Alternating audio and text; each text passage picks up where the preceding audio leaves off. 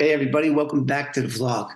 Today is going to be part two where I'm going to finish up this story about me getting arrested with NYPD police officer John Weiss at the 34th precinct in the year 1974, which was a very bad year for me, having got arrested 5 times. So we're going to be getting into how on this one uh, all the, I mean, I got popped 5 times in less than a year.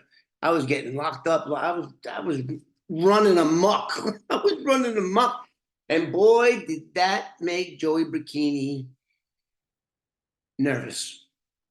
He knew I was on parole and I'm getting locked up and my PO isn't violating me. And he's starting to get worried, especially on my fourth arrest. Now we're going to be talking about the fifth one. And I get arrested with a cop, Joey Bikini shitting in his pants. And Roy DeMeo, Roy DeMeo was a really good con guy. He was an opportunist. And by that, I mean, if you say the wrong word with him, especially me, he wanted to, he didn't like me one bit because I witnessed Joey Bikini kicking him in the ass and throwing him out of the shop. And he didn't like me walking around with that story. He hated me. He hated me because I was the catalyst to why he caught that little beating the first time. But anyway, so he didn't like me one bit. And of course, now every time I tell Joey, I got popped again, I got popped again, I got popped again, I got popped again 5 times. And now Joey's, now you got to also remember at this time, I'm still 20 years old. I don't know who Joey is. Like, I just think he's just an average guy from the neighborhood. And everyone from the neighborhood back then were hustlers. Everybody had a side hustle. And I just thought that's what he was. I didn't know he was a boss for the Lucchese crime family. I didn't know, but he was. Nor did I know what Roy DeMeo would soon turn into. Back then, Roy DeMeo was a zero. He was nobody. He was up and coming. He had one homicide under his belt, and so, but he wanted to stick it up my ass. That guy. And every time Joey, he'd find out through Joey, Kevin got popped again. Oh, that kid's gonna snitch. He's gonna snitch. And I'm just guessing. By the fifth time, he's probably telling Joey, "Let me take care of this. Let me put this guy to sleep. I'll put you to sleep." That's what he used to say, meaning never gonna wake up. But that's just what I'm thinking. But he hated me. So uh, let's go back now. I I get arrested. John, oh, let me tell you about. So in the 114th precinct, they had more detectives coming down. You would think they just grabbed a serial killer. They had internal affairs, auto squad, auto crime unit, 114 squad. The PBA showed up while they had us. They had John like for 10 hours. They had John in there for 10 hours, questioning him. Now they got me, and I'm just doing what I did best back then, was keeping my mouth shut. But now I'm starting to think I'm in a lot of trouble. I got four. I was arrested 5 times. I had 3 stolen cars, 1 stolen TV, and I didn't tell this story. Then in 1975, I'm driving home at 2 o'clock in the morning, and I passed this speed shop on 45th Street and Grand Avenue in Astoria, which was a speed shop. And as I'm driving by there, I see my friends outside the building. It was in 44th Street. So I see my son, and they go, "Hey, come here." Now back then I was a thin kid. I weighed 150 pounds. I was very thin, and I see these guys, and they got wood shavings all over them. So what are they doing? They're in the basement of that speed shop, and they're cutting a hole in through the floor of the speed shop and in the roof of the basement. And they go, "Wait, come on, we're robbing this place. Come on, we can't fit in the hole." They were big guys. You'll fit. So I park my car I think it was Newton Road, Newton and 45th Street. I parked my car around the corner. Meanwhile, somebody saw us and they're already calling the cops. So they get me, they push me up through this friggin' hole.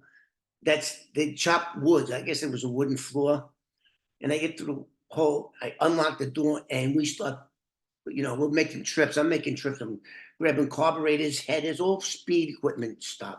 And of course, I was a speed nut, but not the kind you sniff, the kind that you think. I was this crazy kid. And sure enough, the cops show up and I'm filled with, so I'm talking to so the cops pull up. I'm walking towards my car and I see them coming with their headlights out. It was an anti-crime unit. And it was my friend, Tommy Yakovo from the neighborhood. I knew this guy. I go, hey, you got your lights out, your lights, turn your lights on. And 3 cops jump out of the car. They grab me. I said, speak, Tommy. He said, what's going on? What's going on over there? I don't know. So I wind up walking with the 3 cops. The other guys ran. And now it's just me. And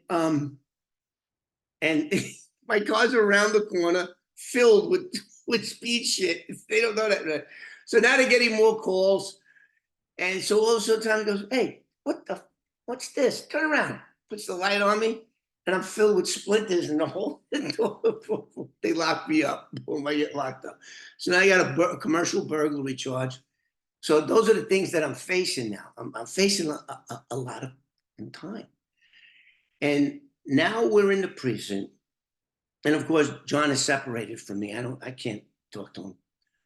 I remember I had to go to the bathroom. And I was on the second floor of the 114 precinct, 114 squad.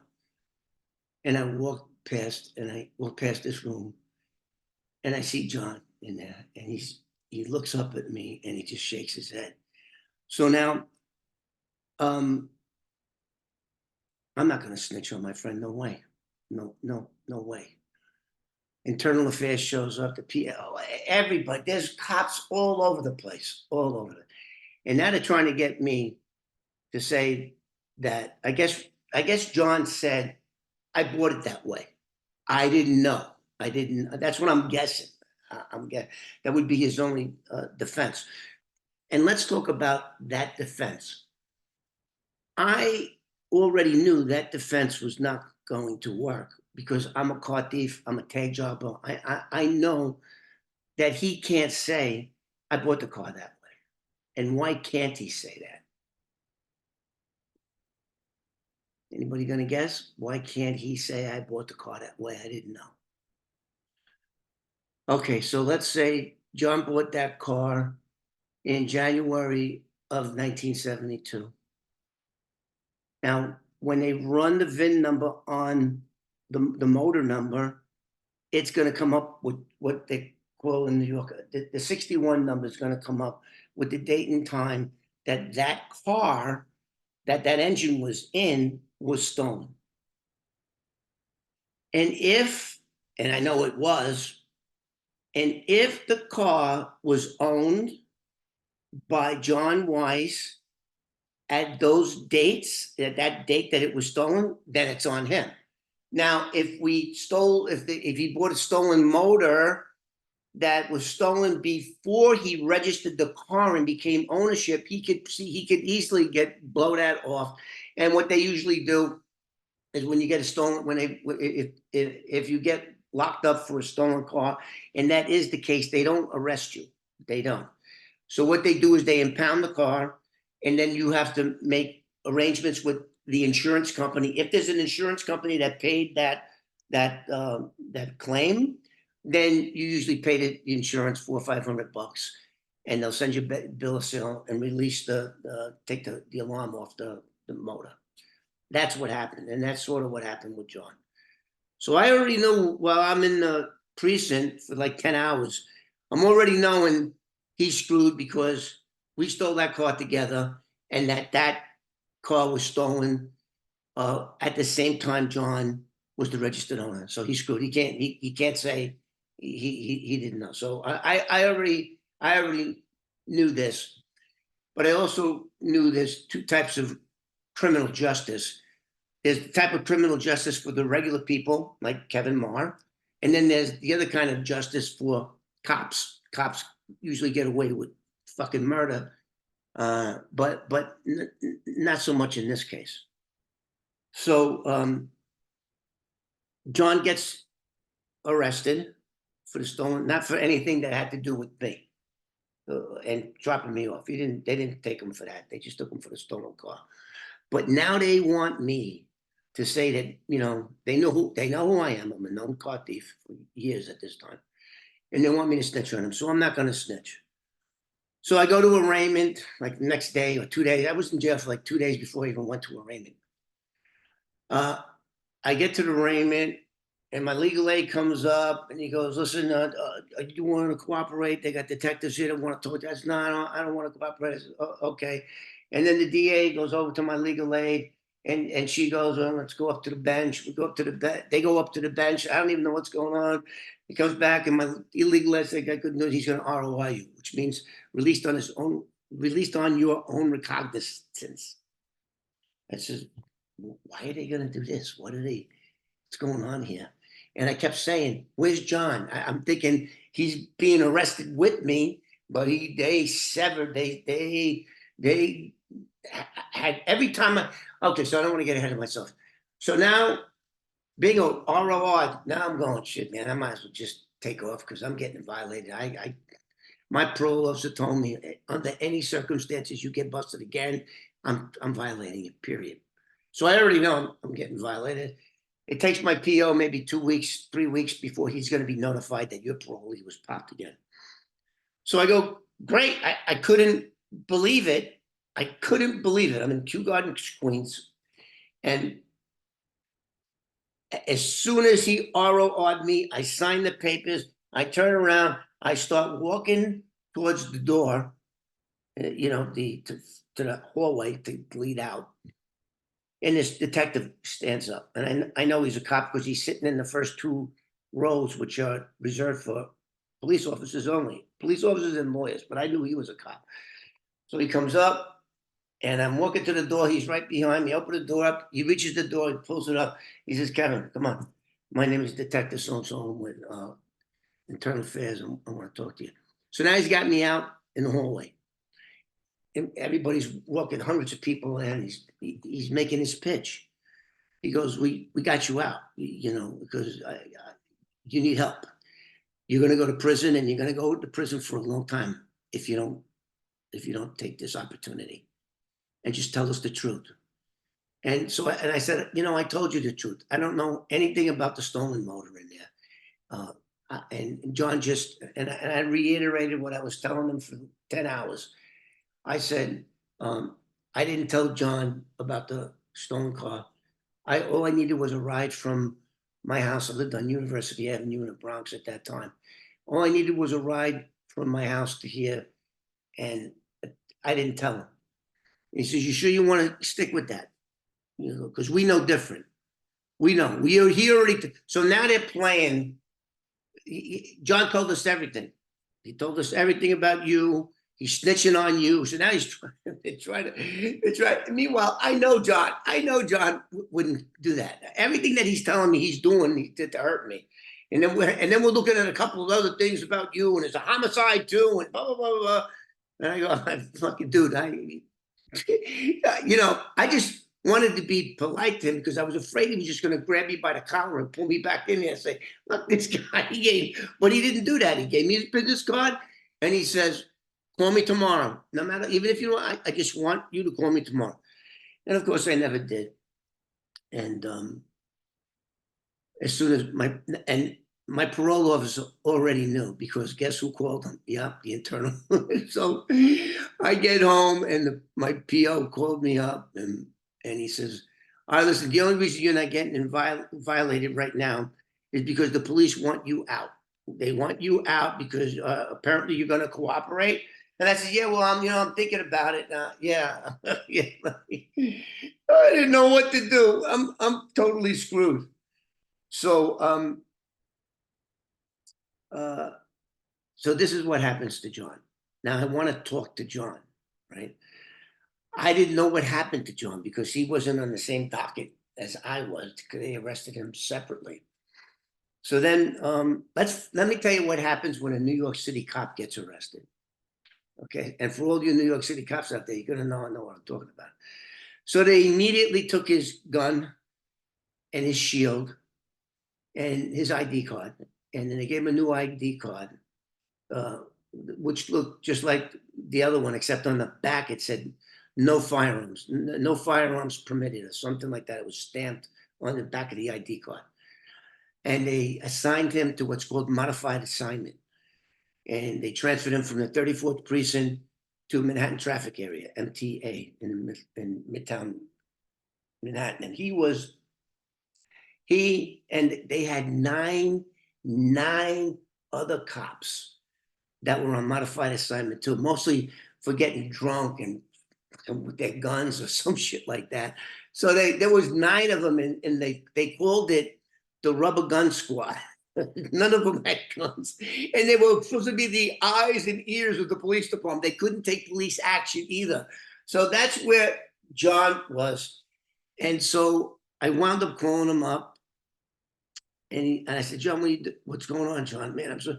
He said, this is not John. And of course, I know damn well it's John. This is John's arbitrator, though.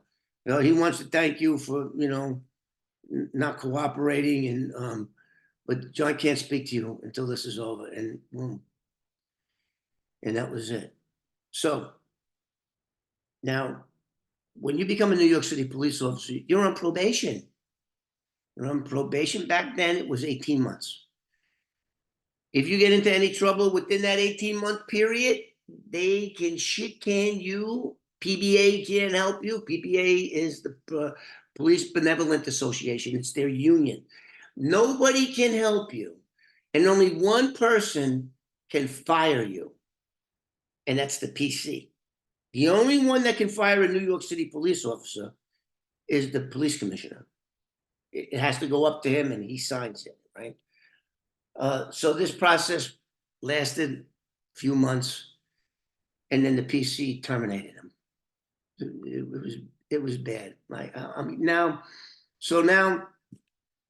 I don't cooperate, and so what do you think my PO does? Jerry Israel, boom, violates me, bang, and now I'm in Queens House of Detention,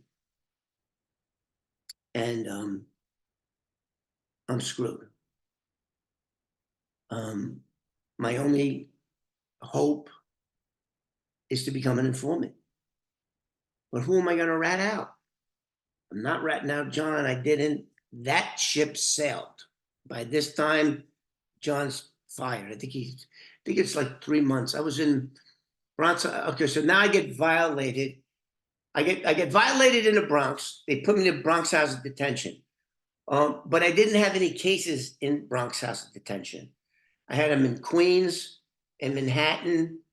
And so next thing I know, I get shipped off to Kew Gardens, Queens House of Detention on Queens Boulevard, and right by where the court is, right across the street.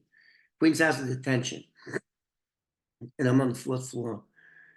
And my cellie is a guy by the name of Morris Weiss. Now, Morris Weiss is in this book. All right, so let me finish with the John story. So now the John thing is done. I didn't cooperate with the police, and when you don't do it, then they call the DA up and they say, "Fucking bury this guy." So now I'm going shit. I'm in here with all these cases. I have 4 cases now. I got a burglary and 3 stolen cars. Stolen car and removing stripping the stolen car. So now I got time to think. My mother's coming to the jail. My father's coming to the jail, and they're all upset. And now they're looking at me like I'm not going to get out. I'm going to do 5 to 7 years. If I don't get these cases, my only hope is to cooperate. Now I got Joey Bikini. I know plenty of shit about him, but I could never bring myself to hurting him. Never. John, that ship sailed. Can't do anything with him. He's not that I would anyway. So now I'm in Queen's House at detention. And I'm with a guy by the name of Morris Weiss. Now, if you guys Google this, is that there was a crime, he was a Jewish guy, Morris Weiss, and the other guy was John Weiss. It just fucking just connected that. So Morris was an old, dirty old man. And he was my cellie. And he was from an organization called the Jewish Mob, and it was called Murder Incorporated, like from the 30s. Now, don't forget, this is 1974. So this guy's like 75 years old. He's in jail. He was a little pervert. I got my daughter here. I can't really, I'm not going to get into. So anyway, I got this guy, Morris Weiss, and they got this other guy on the 4th floor. This crazy guy with a big beard. And we're talking, and he says okay, so let me stay on Morris Weiss. So what Morris Weiss winds up doing is telling me that he's connected to the mob, and he knew this guy in the mob. I don't know which family it was. His name was John Chubby Verasco. Now, in my book, they have another name, and the author explains why he made that guy fictitious. Because Charles Kipps, right there, was afraid that when the book came out, and I had a book and movie deal, when that shit came out, that he was afraid that the mafia would get to him to get to me. Okay, so they changed that name in the book. So it's something else. Fat Boy Parlati or some shit like that he made up. But anyway, so he's starting to give me all this information, right? And now I got detectives from the Manhattan District Attorney's Office. They're coming to visit me. They're coming, a detective by the name of Josh Wainwright. He's in my book too. You'll see him. He's a black guy, tall black guy. And so this guy, Morris Weiss, says, I have this friend of mine that's connected, and he wants to meet you. They want to do a jewelry robbery. Then he tells me, this old man. Now, why is this old man telling me this? Why? Because back then, Kevin Moore, had a lot of girlfriends. And this guy was a pervert. And what he wanted me to do was to have my girlfriends visit him. Now, in the visiting room down there, it was like a row of coffins, steel doors, like coffins, like boots, like telephone booths, right? And you sit down there and you close the door, and you're got your privacy. There's a bulletproof glass and a telephone, and then your visitor's on the other end. So he wanted me because I got a lot of mail. And I got pictures. My girlfriends would send me pictures of them, like in a bikini and something. And he wanted to meet those girls. Now this guy's like 75 years old. He's 75 years old. You see the way this story went? Oh, I don't know how I got off the track of the other one. I digress. Fucking digress. Well, just hold on. Don't click off. These great stories. So anyway, now he becomes interested in me. So he tells me he will pay, and he's got money on the books. And back then, you could take money off your books and give it to a visitor. You just signed the paper, and they would give the money to the visitor. So I had a couple of my girlfriends come up and visit him, and they would, do things, and that's what he wanted. What he wanted. So I gave him plenty of it. So now he and I are tight. So I don't want to get into. I'm going to do that like on the next video. Okay, we're going to talk about Morris. We're going to talk about how I got out of jail. Okay, so that's what we're talking about, man. So that's that case. That's how Morris became my best buddy, because of all my pretty young girls that used to come and see him. So Jesus, this is unbelievable. So at the same time, I'm having counsel visits with the law, okay, from the Manhattan DA's office. And I said, I need some help. This is it. I'm done. I want to go straight. I want to get out of here. I want to get a job, and my dad said, as soon as you get out, you're going to have a job with Penn Central Railroad. We're going to get you a job. I already know my uncle was going to get me a job. So I had to get rid of these cases. So finally, I agreed to become an informant. And the year now is 1975. Because what happened with the John thing, and by the time I got violated, it was the end of 74. And they go, okay, fine. We can make all of these cases go away, even though, not all of them are in Manhattan. There was one in the Bronx, one in Manhattan, and I think one in Queens. Or two. I may have gotten popped 6 times. I was like in bad shape. So anyway, I decided to become an informant, but I'm going to be selective. I'm not hurting any of my friends. I'm not. I just don't have that in me. Don't have it in me. Don't have it in me. So they go, okay, you're not going to give up, John. You're not going to, because they was thinking. I think John Weiss was connected with the lieutenant. There was I remember, I forgot to tell you this. So there was a lieutenant that was a New York City police lieutenant that got busted with insurance fraud and stolen cars or some shit like that. And he was from Queens too. So they really wanted that guy, and I didn't know what the fuck they were talking about. So anyway, so what do I do?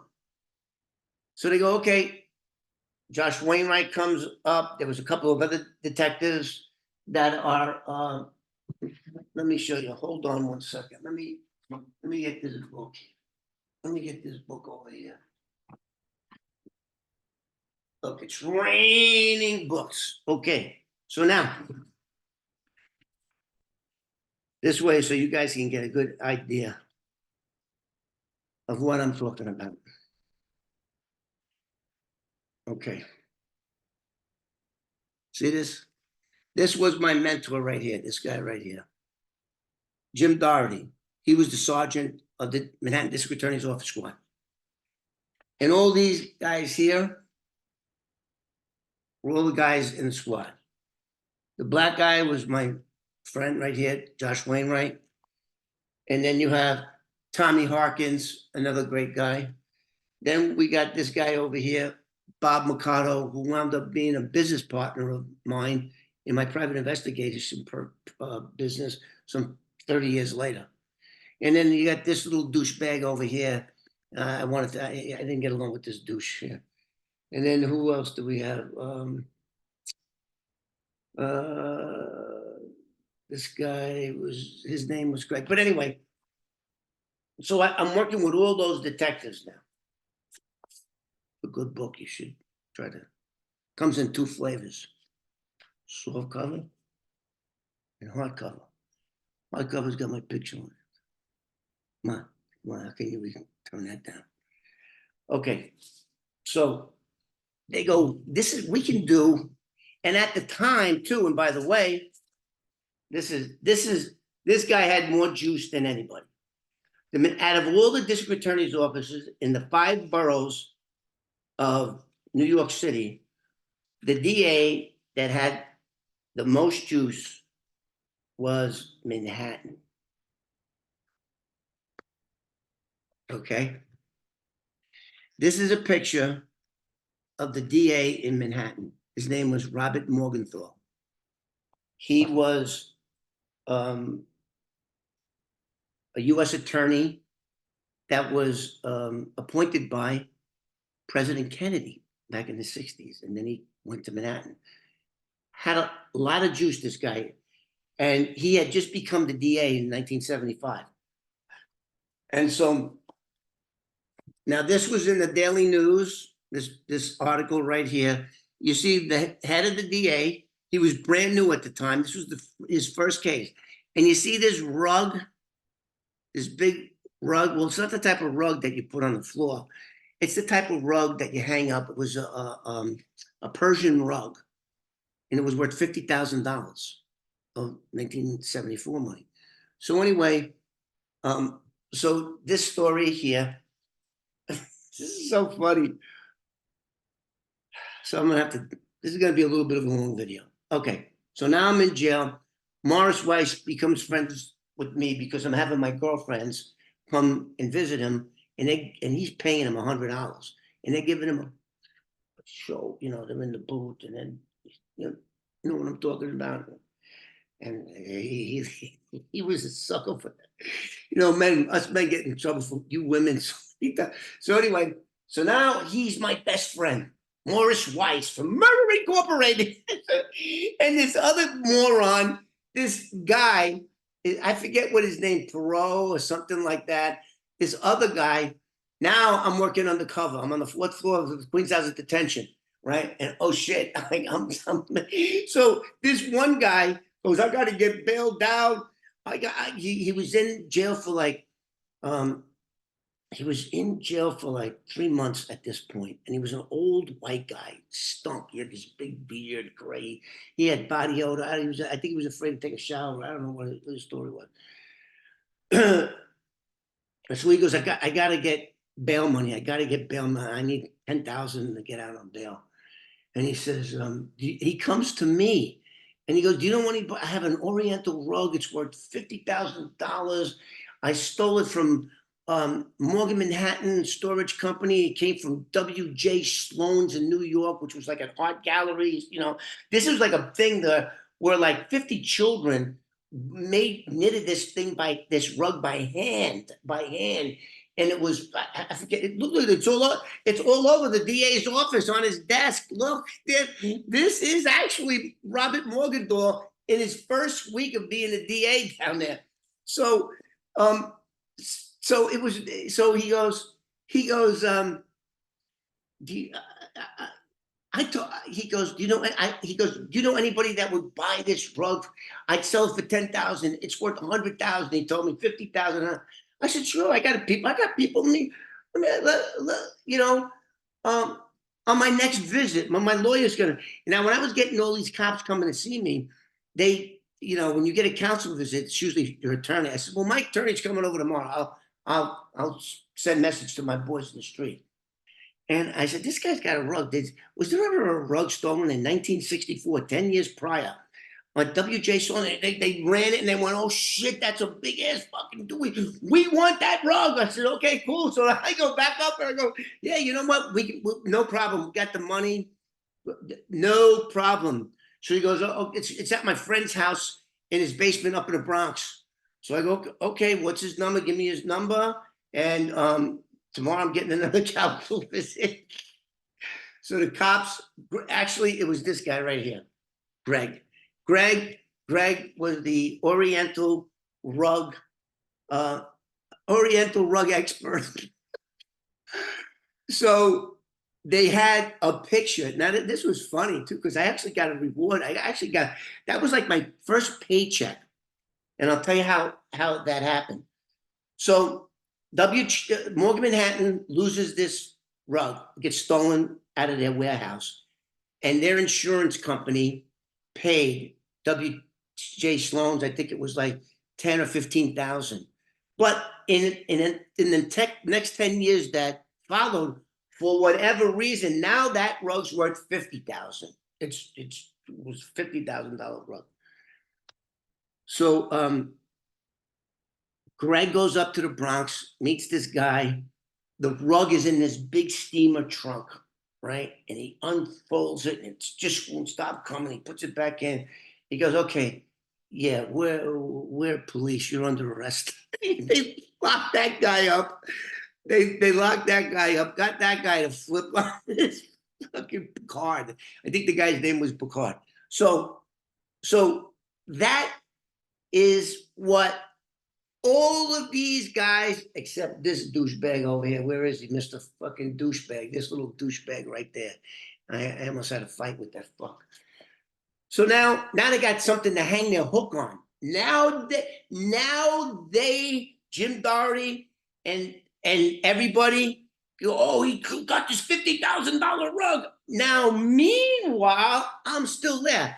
So while Jim Doherty is going to all of these courthouses, pulling me out, going to court, and they're dropping my bail to $1. So now I have 4 cases that I have $1 bails. But guess what? I got a parole, a detainer for me. So once I paid all the bail, $4, now Queens House Detention has no. Now they call up state parole, come pick him up and get him out of here. He's not held. He's not being held here. So okay, so I'm just gonna do this story, and then I'm gonna do the other story with Murder Incorporated about what happened there, which you're not gonna believe. But again, it's all in the book. So now I'm bailed out on all my charges. Now I have what's called a parole revocation hearing, and they pick me up. They send me to Sing Sing in Ossining, New York, which is not too far from New York City. I don't know. I'm there for like a month, and then they pick me up and they send me to Greenhaven. And Greenhaven is where they have the parole board has their revocation hearings. So in other words, I got violated. By this time, I'm in jail 9 months. I'm from 1970, the end of 74 to August, whatever I am now. And so I got 9 months under my belt. And Josh Wainwright, and I think it was Jim Doherty.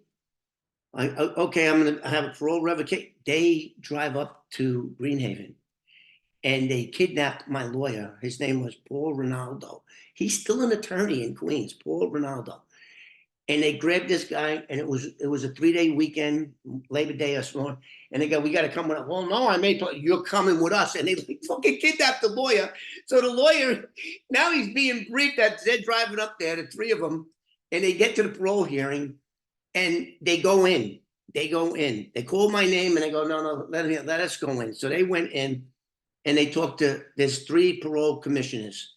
In order for you to get parole, all 3 of them have to say yes. So what this parole hearing is, parole revocation hearing, is that when you go there, they're going to figure out what you did and how much time they're going to give you. They can give you time served and just leave, or they'll hit you with 1 year and then you come back to the board again. So, which is what was going to happen to me, but because I got violated how many times? 5 times I got arrested. So I come walking in, and they go, well, and the one police parole commissioner in the middle, there was a black woman, and I could tell right away. The black woman, she liked me. Because don't forget, they hear this story now. They're hearing this story there. They go, listen, this is the first time this ever happened, but there was 2 detectives and your lawyers, and my lawyer was still there. 2 detectives came and your lawyer, and my lawyer's right with me. And I've never seen anybody go to bat for somebody in your position like these 2 detectives do. And I understand you've been cooperating. That's a good thing. You know, burn all your ties. And he goes, I'm going to release you. Her name was Jackson, and the other one, I forget that guy's name. And they went, yeah. And he said, wish you a lot of luck. So, boom. I walk out the door. They're there, and I said, fuck. I almost had like tears in my eyes, how these guys went to bat for me over a fucking stolen rug. This rug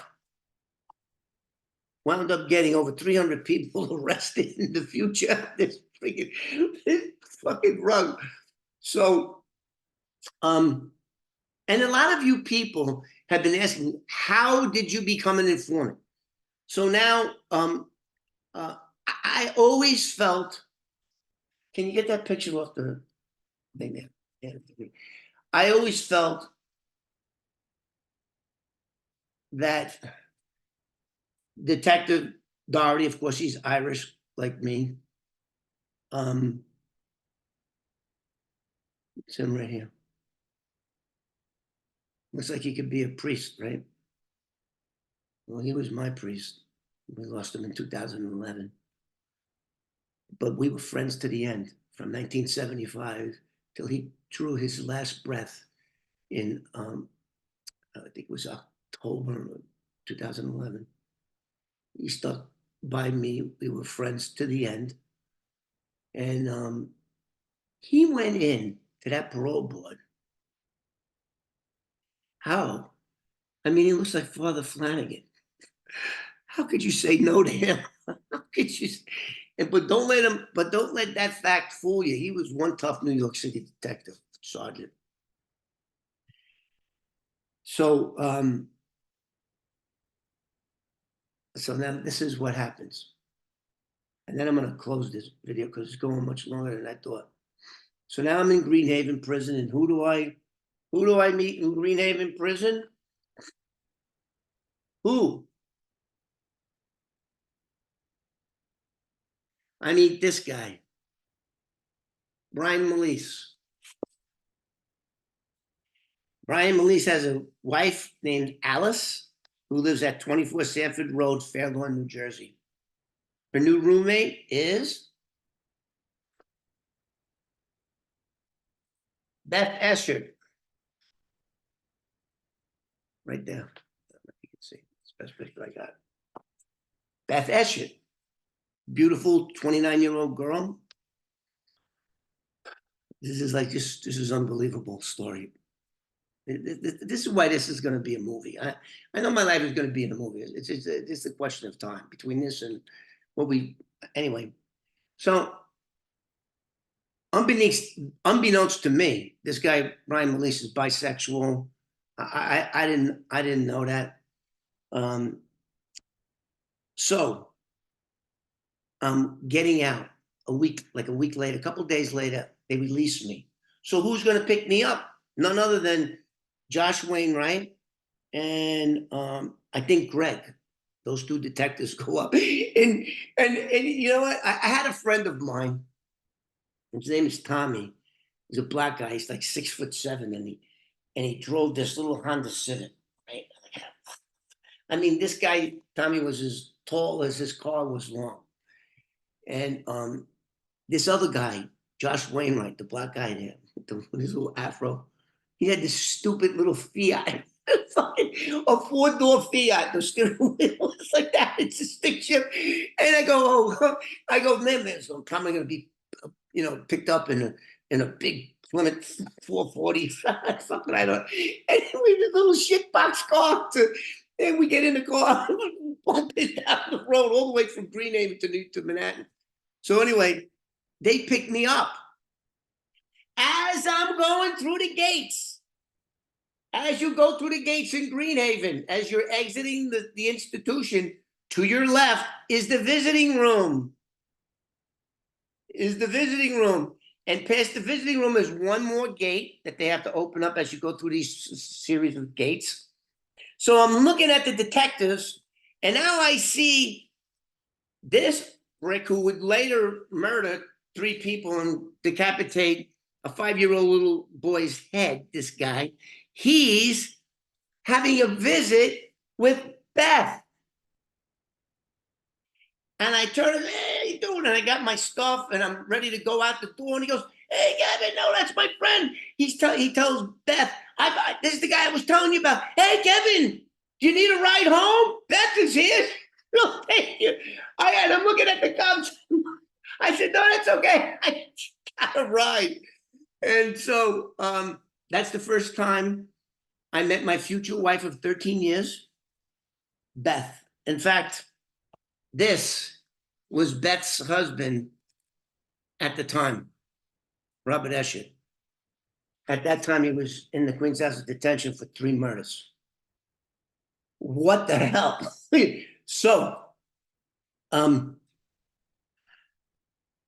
So where was I with Morris Weiss? So now Morris Weiss becomes real chatty with me. And I got the rug guy out of the way. Boom. And then as soon as his friend got arrested, the DA's office called Queen's House of Detention before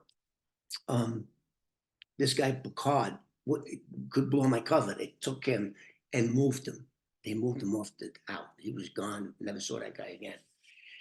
So now I'm talking to John Weiss. I mean, not John Weiss. What's his name? Morris Weiss. And he's my best buddy now. And he tells me that his friend wants somebody murdered. And I go, "Bad, okay, I'll take care of that." So I'm going to end this video now. And then we're going to talk about Murder Incorporated on the next video. I'm going to probably do one maybe tonight or tomorrow. And this is how I became the longest running confidential informant in America, which was for 30 years. So I'm sorry if I was all over the place, but now you people can understand how one story can branch off in a whole bunch of other stories. And I got ADD. I always had it since a kid. It never left me. I'm 70. Now I may have friggin' dementia or old timers or what the fuck. I don't know. But anyway, I'm going to end it here. And before I end it, let me finish with the John Weiss story. So John Weiss gets fired, and that's the end of it. Now, Beth, my wife, I marry her, and she becomes a circulation manager for New York Magazine on 2nd Avenue and 44th Street, somewhere over there. 288 2nd Avenue. I still remember that. I can't remember what I had for breakfast, but so her Xerox machine breaks down. So she called either Xerox or IBM. I think it was IBM. And she calls for a repairman to come over. And this is 1977, 1978. No, it was 1977. I know I was driving my Cordoba. And guess who shows up with a little kid? Guy walks up to my wife with his little bag of tools, hands her his business card, and said, Hi, I'm John Weiss. Which machine are you having problems with? And she looks at him and she goes, John Weiss. She goes, my husband knew a guy by the name of John Weiss. Were you ever a cop? And he goes, yeah. And he goes, who? He goes, did Kevin get married? Yeah. So he fixed her machine. He called me. And this is like 3 years after that happened. And I spoke to him. And I haven't heard from him since. I tried looking him up several times. Even had my friend who was also, when he opened up his own private investigating company, he called his company The Locator. Even he couldn't locate John. And why couldn't he locate John? Because John Weiss, W-E-I-S-S, is one of the most common German names there is. There was a million of them. So I never wound up looking him up. Maybe he'll see this and we'll get together and talk about your 383, John. Anyway, I rambled on too long, but I'm gonna talk about Morris Weiss in the next video. And what happened is something that you're just not gonna believe, but made the newspapers, so you have to. So for all you doubting Thomases out there, you fucking idiots. Yeah, everything I say is the truth. See you, and don't forget to like and subscribe on the next one.